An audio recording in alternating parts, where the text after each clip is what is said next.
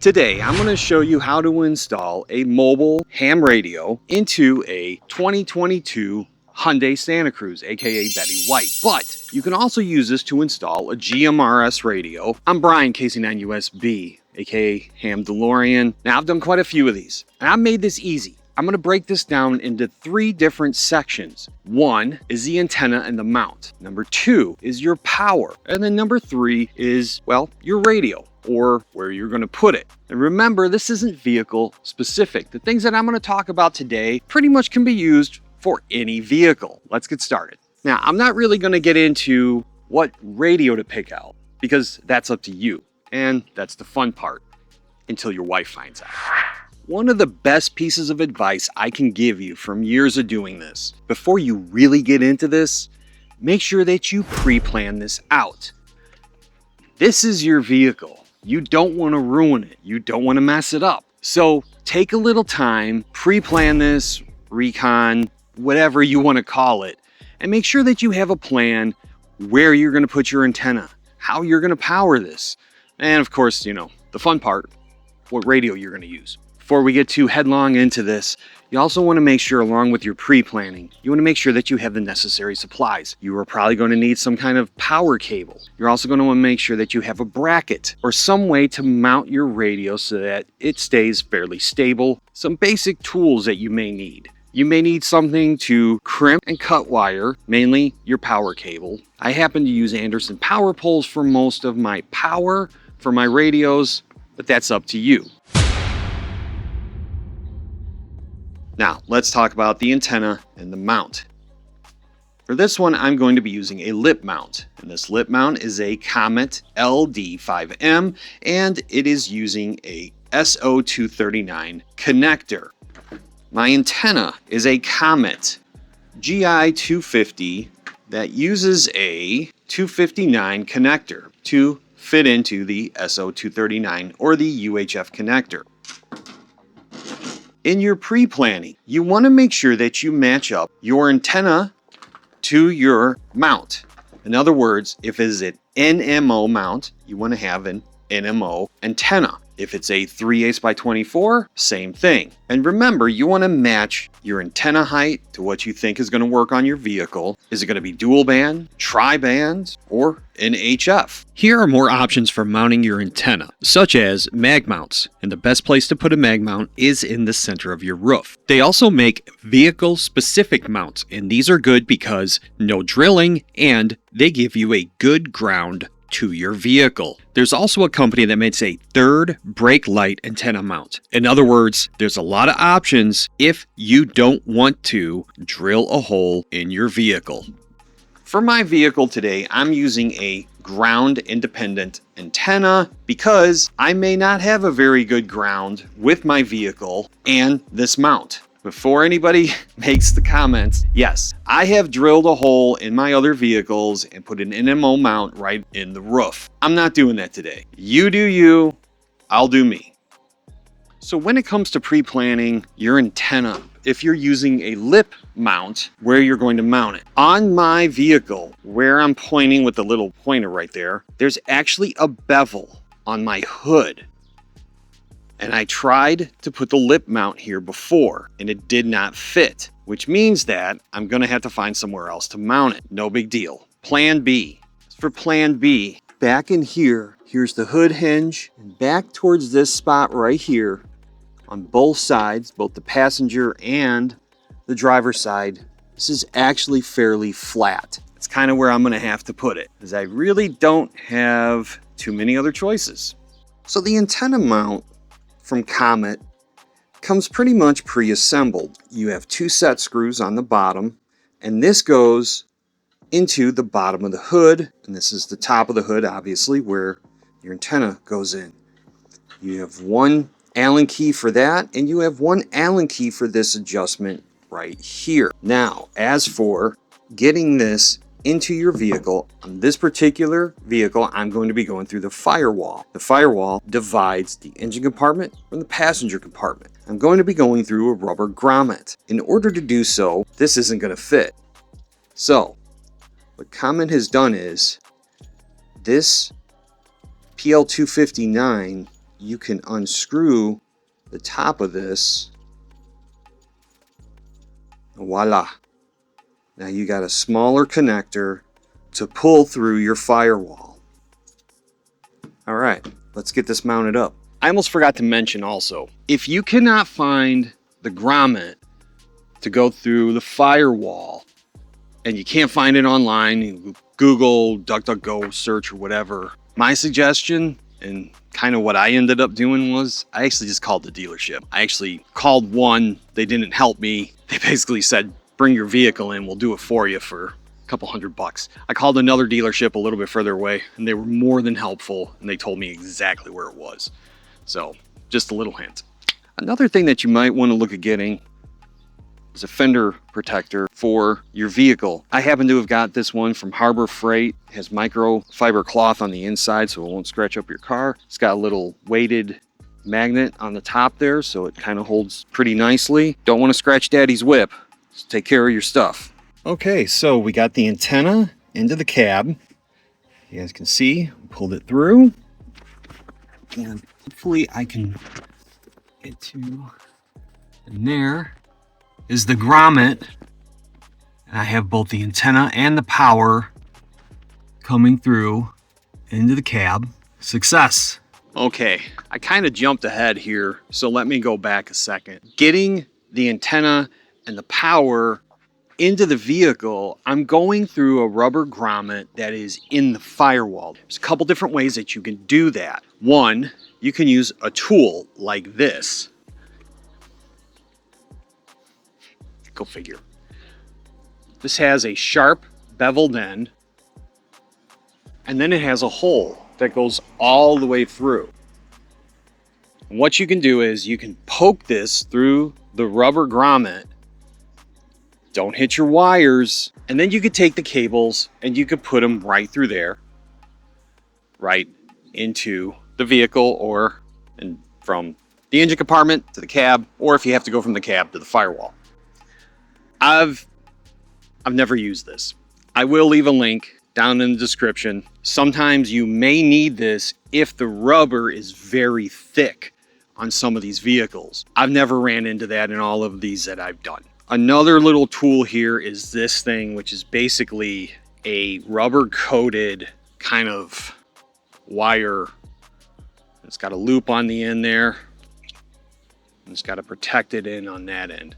I didn't use this either because it was too wobbly for me. So going from the engine compartment into the cab, how did I do it? How did I get through that rubber grommet? I took a knife, I made a little incision, and then I basically took a wire coat hanger and I straightened it out, just like this. I straightened it out, I put it through, you tape it up, and you pull either your power cables through there or your antenna cable. Again, you want to use some kind of lubrication that'll help it get through from either the cab into the firewall or the firewall into the cab.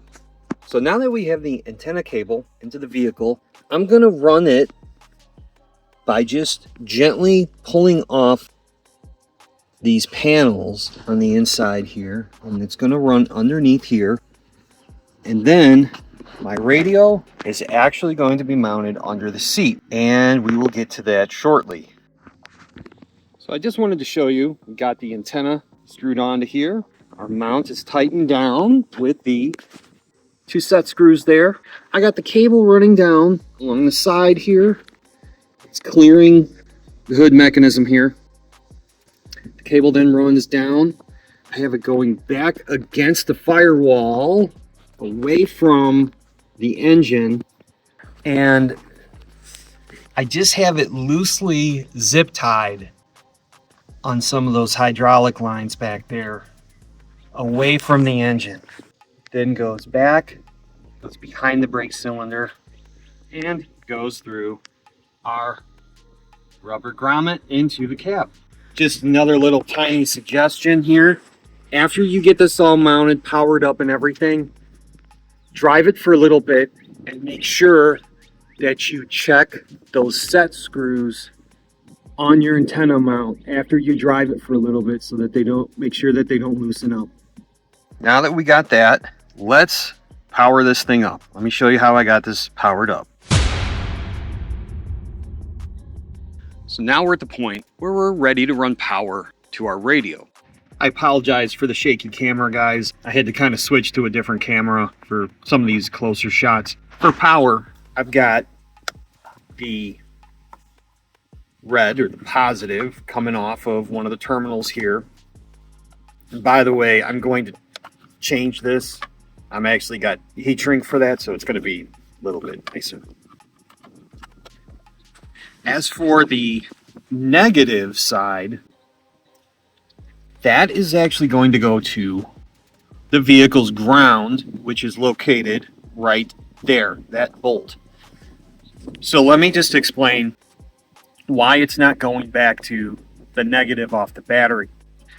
This particular vehicle has a BMS, or a battery management system. And what happens is, if this battery management system detects more amperage, mainly being pulled, it won't power up your radio. Don't ask me all the details, that's all I know. But if you hook it up to your ground, just like I did here, it'll power it up no problem.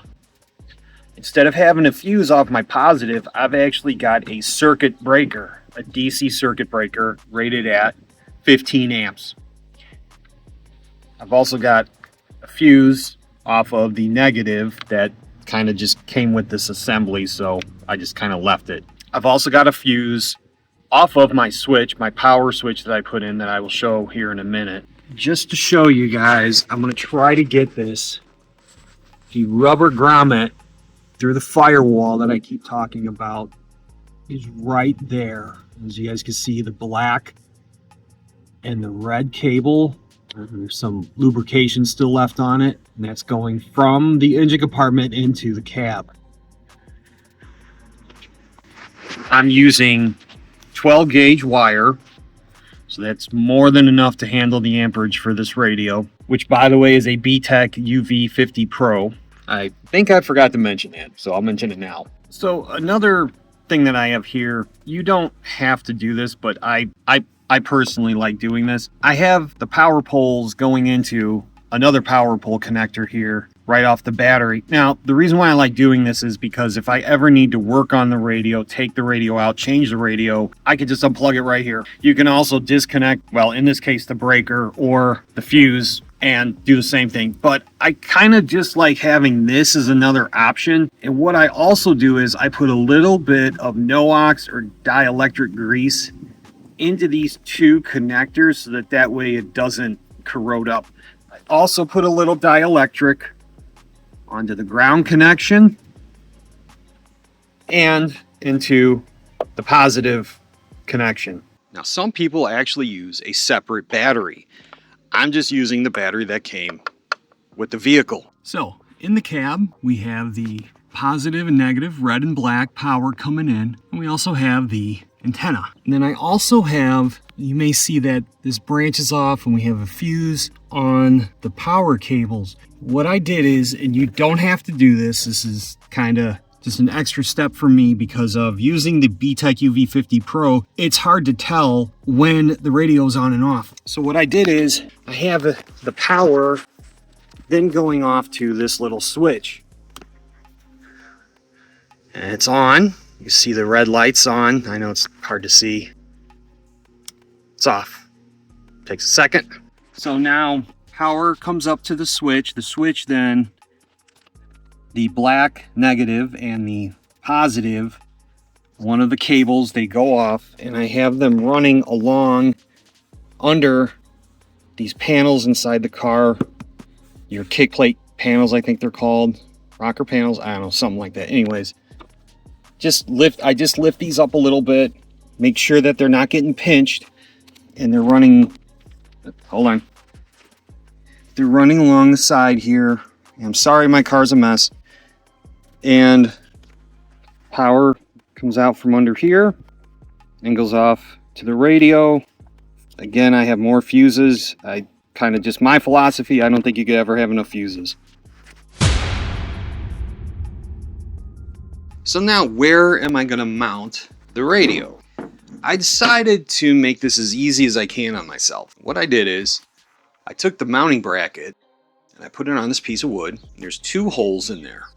and this is going to fit underneath my seat. These two holes are going to line up to, I'm not really sure what they are, but they help to hold the carpet and whatnot down. They're just going to fit right over there, and that's going to help to keep it from shifting around and moving around. Then we're going to hook the antenna. We're going to hook our power up. This is the power cable that comes with the radio. And one thing that I really like about this radio is that they have this BS50 Bluetooth speaker microphone, completely wireless, so you don't need to have a cable. You use this. Plus, I use my phone a lot, so for things like APRS and WinLink, that's perfect. When I'm done using it, I can turn this off, which turns the radio off, hit my switch if I need to, my power switch that I put in, and I can put this in the center console, and it's one less thing for somebody to walk by, see, and steal out of my car. Now, even though I'm using the UV50 Pro, one thing that you might want to consider is radio you decide to get. Maybe you're going to mount it under the seat, maybe it's going to be in the dash, center console, or maybe you're going to use something like a Lido mount and have the actual radio body underneath the seat or somewhere else in your vehicle, and then have it to where you'll have the faceplate to where you can have it in a Lido mount and have it right by you. So that's really going to be dependent on what kind of radio you get. All right, let's get this mounted. Okay, sorry the camera's so shaky. I have to use a smaller camera for this. All right, so we are mounted. The power, got the antenna, it's underneath the seat. There's the top of the seat. I'm sorry, the back of the seat. There's the back of the seat. Or let's power this thing up and see if it works. Everything's hooked up. I did have to drive, just actually not as far as I normally have to hit APRS with this. I'll go ahead and record my screen here so that you guys can see that actually I'm getting out pretty good. And like I said, I didn't have to drive as far as I normally do with this new antenna. So it is working pretty well. Okay, and hopefully I'm gonna try to hold this close to the mic so that you can hear it. I'm just gonna key up a repeater that it's a pretty good distance away. I'll try to put it up on the screen how far away it is from here. Good afternoon. All right, cool.